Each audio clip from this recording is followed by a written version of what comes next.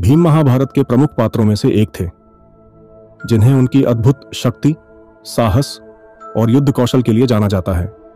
वे पांडवों में दूसरे स्थान पर थे और अपने बल और वीरता के कारण सबसे अलग पहचान रखते थे। लेकिन भीम का बलवान बनने का सफर कई विशेष घटनाओं और परिस्थितियों से जुड़ा है। भीम का जन्म महाराज पांडु और माता कुंती के पुत्र के रूप में हुआ। कुंती ने वायु देवता का आह्वान कर उनके आशीर्वाद से भीम को जन्म दिया। वायु देवता के पुत्र होने के कारण भीम को जन्मजात अद्भुत बल और दृढ़ता प्राप्त हुई। उनकी शक्ति मानवीय सीमाओं से परे थी। एक बार दुर्योधन ने छलपूर्वक भीम को विष पिलाकर नदी में फेंक दिया। भीम बहते बहते नागलोक पहुंच गए। वहां नागों ने उन्हें विष का प्रभाव समाप्त करने के लिए संजीवनी रस पिलाया। इस रस के प्रभाव से भीम की शक्ति कई गुना बढ़ गई और वे और अधिक अजेय हो गए। भीम को उनके गुरु द्रोणाचार्य ने युद्ध कला में पारंगत किया। विशेष रूप से गदा युद्ध में उन्हें महारत हासिल थी।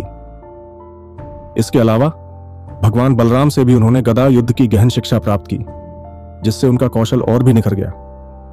भीम न केवल शारीरिक रूप से बल्कि मानसिक रूप से भी अत्यंत अनुशासित थे। उनकी मेहनत, तपस्या और अपने लक्ष्य के प्रति अटूट समर्पण ने उनकी ताकत को और अधिक प्रभावशाली बनाया। महाभारत के विभिन्न प्रसंगों में भीम ने अपनी शक्ति का प्रदर्शन किया। बकासुर जैसे राक्षस का वध कर उन्होंने गांव वालों को आतंक से मुक्त किया।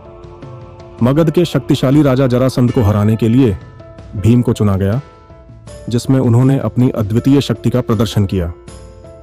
महाभारत के युद्ध में भीम ने कई महत्वपूर्ण योद्धाओं का वध किया, जिसमें दुर्योधन के साथ गदा युद्ध उनकी वीरता का सबसे बड़ा उदाहरण है। भीम केवल शारीरिक रूप से ही बलवान नहीं थे, बल्कि उनके साहस, अनुशासन और अपने परिवार के प्रति निष्ठा ने उन्हें महाभारत का एक अमर योद्धा बना दिया। उनका जीवन यह सिखाता है कि ईश्वर प्रदत्त शक्तियों के साथ मेहनत और समर्पण जोड़कर व्यक्ति असंभव को भी संभव बना सकता है।